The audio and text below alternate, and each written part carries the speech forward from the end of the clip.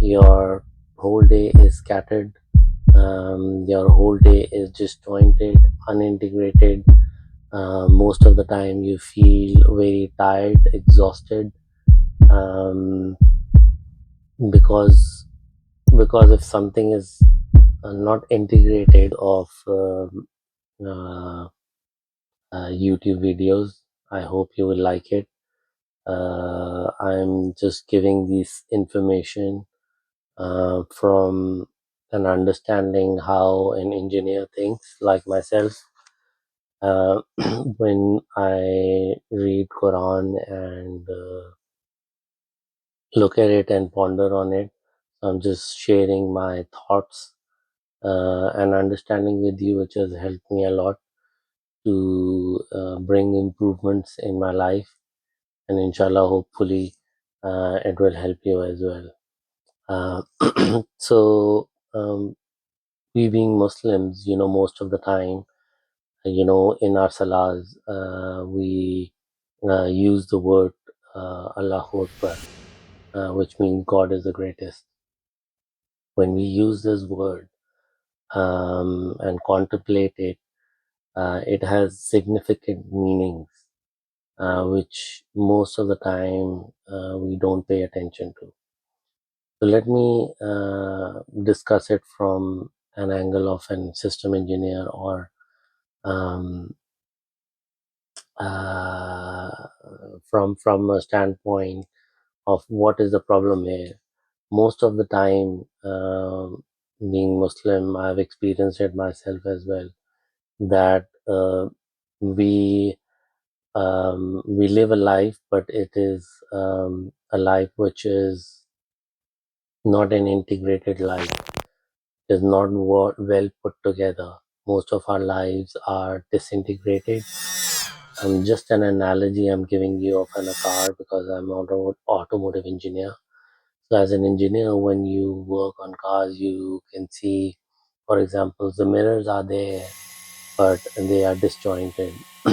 The tires are there, but they don't have full air.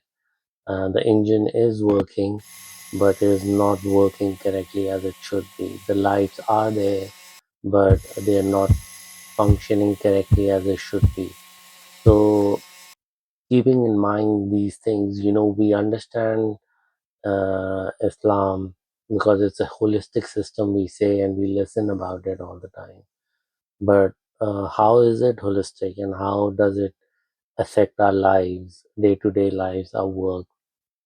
When we live a disintegrated life, the effects of that is we don't feel fulfilled in our lives. We live our one whole day randomly doing things, not putting our thoughts and intentions behind it.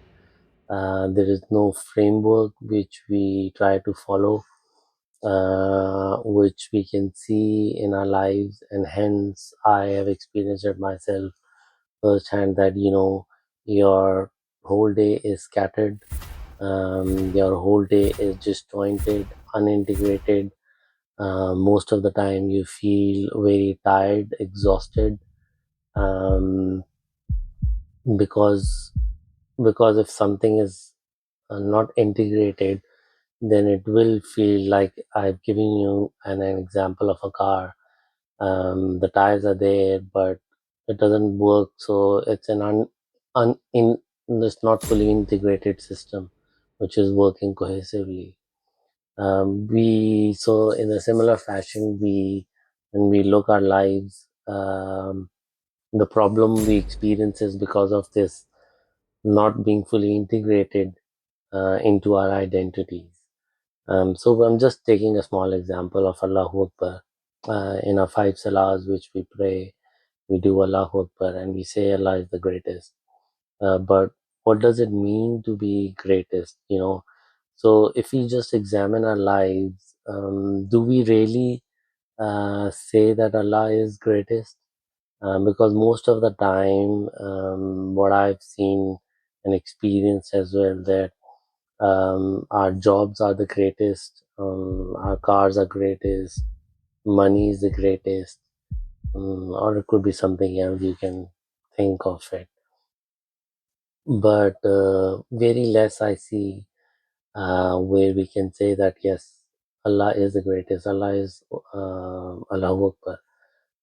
And if it is not fully being integrated into a system, then obviously you won't see the effects of that. Allahu Akbar. So that's the protocol. We need to first of all understand the problem, what is happening with us, and why we feel these issues. So now, so what we have to do now? So this is the problem, right? We understand what the problem is. So to understand the problem, we need to remove or shut down other Akbars. So there are other Akbars implemented in our life, and we need to remove them from our system, from our mind, from our thought, from our hearts. And if they're not removed, we know the effects of it, right? We feel it day in, day out.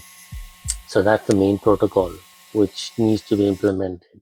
We should see the effects of it.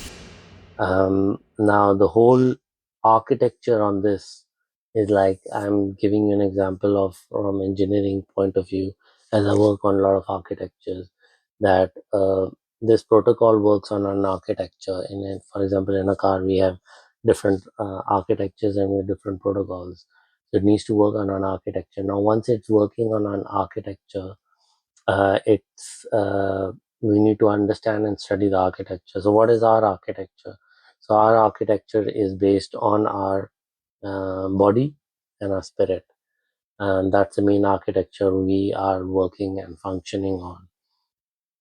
And that architecture needs to be optimized in a fashion that it could cohesively work, and we put all our efforts in, right, in a correct way. First of all, we need to correct that, and for that to work properly, there's three obviously things which we should focus on all the time, which is our energy, our focus, and time.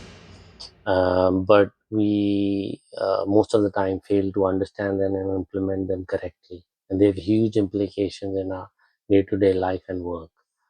So I don't want to make a long video, but I wanted to give you this basic understanding, how we should start to look at each thing what we study and implement and say in our salahs, and then practically implement it onto our architecture.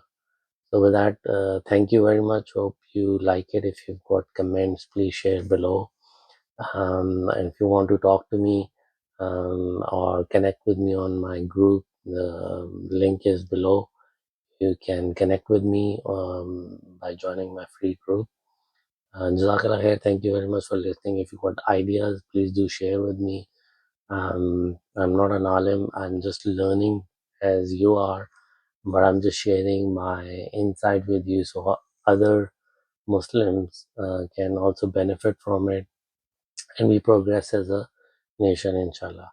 So, Jazakallah khair. Thank you very much for listening. Allah Hafiz.